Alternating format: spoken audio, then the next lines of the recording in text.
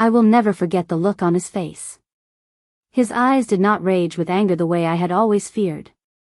Instead, they drowned me with something worse: silence. Pain. Disbelief. My husband stood in the doorway of our bedroom, his shoulders frozen, his breathing shallow, as if the world had caved in on him. And I was not standing alone. Jason's hand was still on my waist, his shirt lying in a heap on the carpet, my lipstick smeared across his jawline. In that single second, everything I thought I was, every vow I had made, and every ounce of trust one once held in my marriage, collapsed. Before I dive deeper, I want to pause here for just a moment to thank every single one of you watching and listening to this story. To my amazing subscribers, I truly appreciate you. You are the heartbeat of this channel, and your constant support is what gives me the courage to share stories this raw and transparent. And to all my new and returning viewers who have not yet subscribed, I cannot wait for you to hit that subscribe button. It is the fuel and energy that powers this channel forward. Please do not forget to engage and share your thoughts in the comments immediately after this hook. I want to hear from you, because your voices matter more than you know. Now, let me take you back to where it all began. I am Sarah, a 35-year-old woman living in a quiet suburban neighborhood in the United States. I grew up with values, promises, and a clear picture of what love should be. I married Michael when I was 26. He is a strong man, not just in build but in character. Michael is the kind of husband every woman dreams of, a provider, a protector, and a man who always puts his family first. For almost 10 years, we lived what looked like the perfect life. We owned a comfortable house with white shutters and a green lawn, we attended barbecues with neighbors, and on Sunday mornings we walked hand in hand to church. But behind the smiles and photographs, there were cracks forming. Michael worked long hours at an engineering firm, leaving home before sunrise and returning long after sunset. I told myself it was for us, for our future, but nights stretched into loneliness. Our conversations became mechanical: bills, groceries, weekend plans, everything except intimacy and love. Slowly, I felt invisible. And then came Jason. Jason was my fitness trainer at the local gym. He was younger than me by 4 years, with dark hair, piercing blue eyes, and a body sculpted like a statue. From the first session, he made me feel noticed in ways I had forgotten I needed. He complimented the curve of my shoulders, the dedication in my squats, the fire in my eyes when I pushed through pain. Simple words, harmless at first, but they were sparks that ignited dry wood. It started with lingering glances in the mirror as I lifted weights. Then came text messages, short and playful, checking if I had eaten or reminding me not to skip a session. I told myself it was nothing, that I was only being flattered. But late at night, when Michael was asleep beside me, I found myself smiling at my phone because of Jason. One evening, after a particularly sweaty session, Jason offered me a ride home. The gym was nearly empty, the parking lot quiet. When I slid into his car, I felt a thrill in my chest I had not felt in years. We talked about dreams, about how trapped I felt in routine, and about how he admired my strength. His words slipped into the empty spaces of my heart. And then, before I could question it, his lips brushed against mine. The taste of betrayal was sweet and poisonous. At first, I swore it would end there. But temptation has a way of pulling you deeper once you have taken the first step. What began as stolen kisses in the gym parking lot turned into secret afternoons in hotel rooms. I lived 2 lives, Michael's wife by day, Jason's secret by night. Each time I returned home, guilt washed over me, but the rush of passion always pulled me back. Michael never suspected. He kissed my forehead before leaving for work each morning, trusting me with a love so pure it should have been enough. But I wanted more. Or maybe I simply wanted what I thought I had lost: attention, desire, fire. The affair stretched for months. I grew reckless, careless even. One night, Jason came over when Michael was supposed to be working late. We laughed too loudly, touched too freely, and forgot the world outside the bedroom. And then it happened. The sound of a door opening downstairs. The heavy footsteps on the stairs. The knob turning. Michael walked in. I froze, every muscle in my body stiff with horror. Jason's hand still rested on my waist, as if time had betrayed us both. Michael's gaze moved slowly from Jason to me, his jaw tightening, his eyes glassy but dry. He did not shout. He did not throw his fists. He simply looked at me as though I had torn his heart out and placed it on the floor. The silence was unbearable. I wanted him to scream, to curse, to break something, anything to release me from the weight of his stare. But he did nothing. Jason scrambled to grab his shirt, muttering something under his breath before slipping past Michael and out of the room. And then it was just us, husband and wife, liar and betrayed. I opened my mouth to speak, to beg, but my voice failed. My skin burned with shame, my heart thudded so violently I thought I would faint. And Michael, my loyal husband, turned around and walked out of the room without a single word. That was the moment I knew my world had shattered. And that is where I will pause this chapter.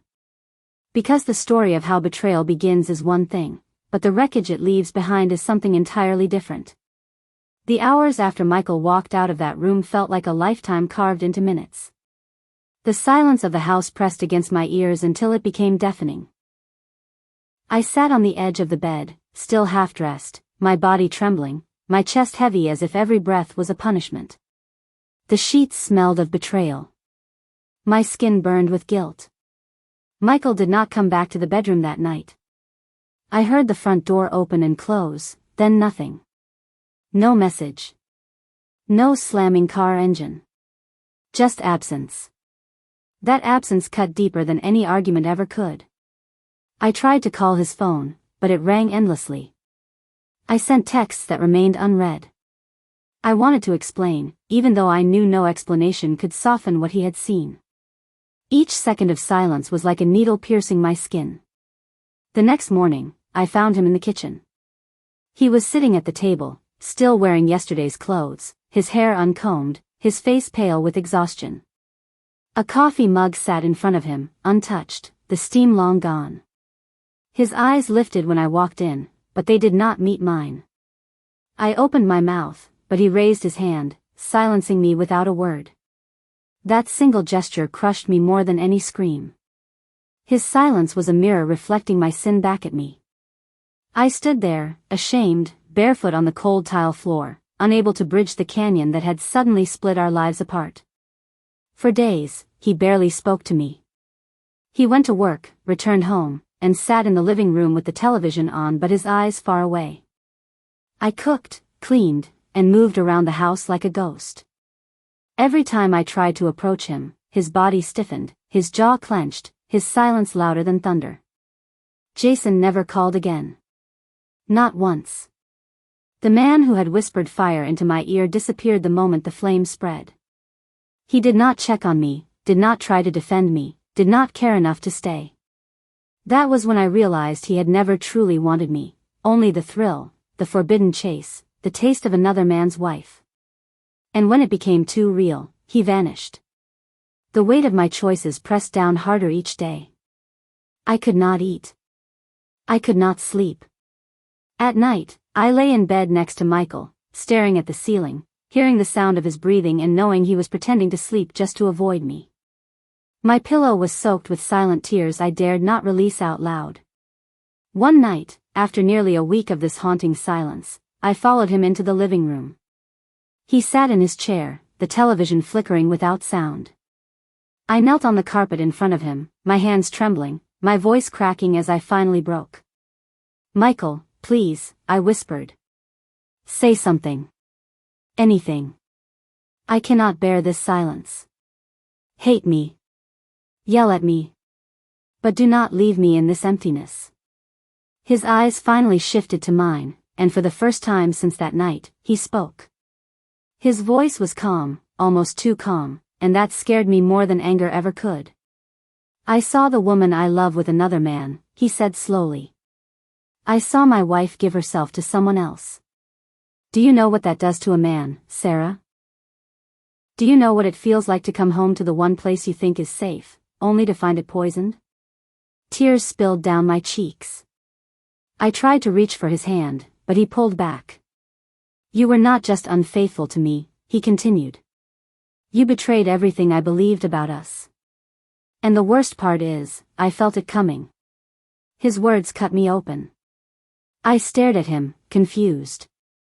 You felt it coming? Michael leaned back in his chair, his gaze heavy. I knew you were drifting away. I knew something was wrong. The way you looked at your phone late at night. The way you pulled back when I tried to kiss you.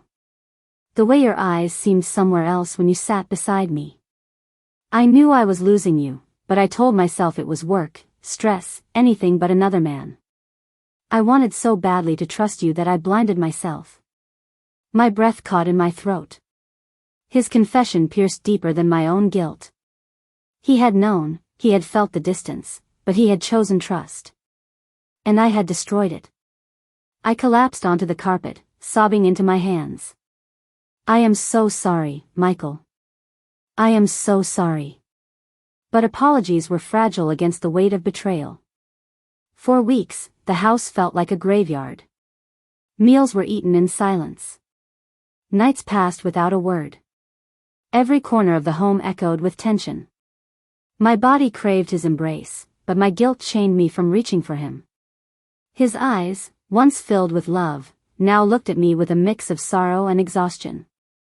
And then came the night he finally spoke the words I feared most. I do not know if I can stay, he said.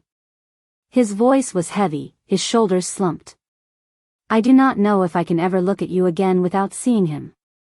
Without seeing that moment burned into my mind. I do not know if I can live with this wound inside me. My chest tightened, my breath shallow. The thought of him leaving gutted me. Michael, please, I begged. Do not leave me. I will do anything. I will spend the rest of my life making this right. He shook his head. You cannot erase it, Sarah. No matter what you do, it will always be there. And in that moment, I realized that forgiveness is not a guarantee. Love does not shield you from consequences. I had placed our marriage on the edge of a cliff, and one wrong step would send it crashing into nothingness. But even as I braced for him to walk away, a flicker of hope remained. Because Michael had not left yet. He was still here. Still breathing the same air as me. Still wearing his ring. The question was not if he could love me again. The question was whether his love was strong enough to choose me despite the betrayal. And that was the most terrifying uncertainty of all. The night Michael told me he did not know if he could stay was the darkest night of my life. I lay in bed listening to him breathe beside me, wondering if I would wake up in the morning to an empty pillow, a folded note, and silence that would echo forever. But morning came. He was still there. He did not leave. His quiet presence was a thread of hope in the ruins of our marriage. Days turned into weeks, and though the air was still heavy between us, I noticed small signs. He still poured me a cup of coffee in the mornings, even if he did not hand it to me directly. He still fixed the squeaky cabinet door when it broke. He still mowed the lawn on Saturdays. It was as though he was telling me, without words, that he had not yet abandoned this life we had built together. One Sunday afternoon, after nearly a month of silence and distance, Michael asked me to sit with him on the porch. The sky stretched wide above us, painted with streaks of orange and gold. He leaned forward, his elbows resting on his knees, his hands clasped tightly as though holding something fragile. I have been thinking, he said finally. His voice was rough, but steady. I cannot erase what I saw. I cannot pretend it did not happen. But I also cannot pretend that I do not still love you. I hate what you did, Sarah. I hate the image burned into my mind. But I love you more than I hate the pain. The tears came instantly, streaming down my face as I gripped his hand. Michael, if you give me a chance, I will never betray you again. I will fight for this marriage every single day for the rest of my life. He looked at me, his eyes glassy, his jaw tight. If I stay, it will not be easy. I will have nights where I wake up with anger I cannot explain. I will have moments when I see you and remember that night.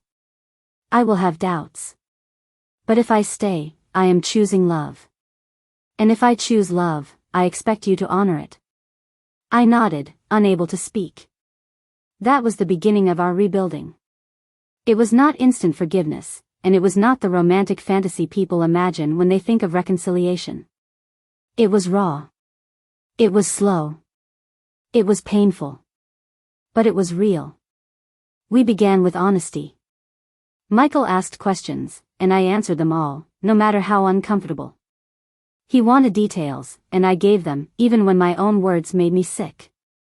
Transparency was the only way to rebuild the shattered trust. We started therapy, sitting in a room where silence was not allowed, where my shame and his hurt were dissected under careful guidance. I faced the ugliness of my choices, and he faced the ocean of his grief. Some sessions ended in tears, others in arguments, and some in silence.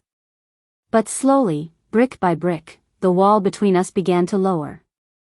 There were nights when he pulled away from me in bed, rolling to the far edge as though I was a stranger. Those nights gutted me.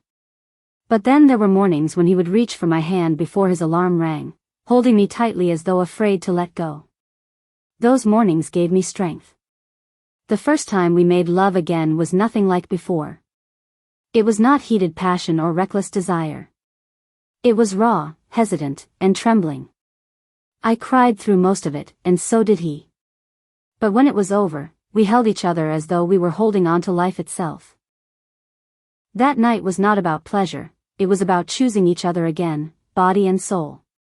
The months that followed were filled with hard work.